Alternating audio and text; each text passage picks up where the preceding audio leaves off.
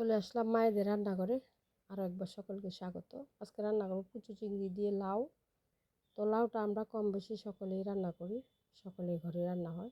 তো কে কীভাবে রান্না করে অবশ্যই কমেন্টে আমাকে জানাবেন। আমি তো রান্না করতেছি চিংড়ি মাছ দিয়ে, শুধু হলুদের গুঁড়া, ধনিয়ার গুঁড়া, জিরার গুঁড়া, কাঁচা লঙ্কা চিরা দিয়ে।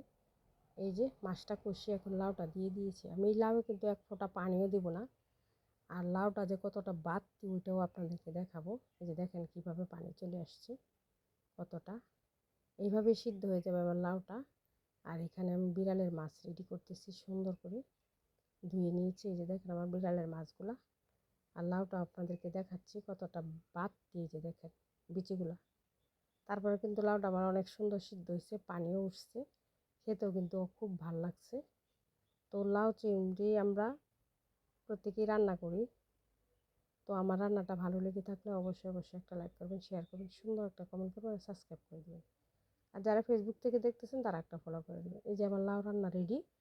এখন এটা গরম গরম ভাত বা রুটি সব কিছু দিয়ে খাওয়া যাবে। তবে আমি এটাকে গরম গরম ভাত দিয়ে খাবো। গরম গরম লাউ চিংড়ি খেতে কিন্তু খুবই মজা। আল্লাহ হাফেজ।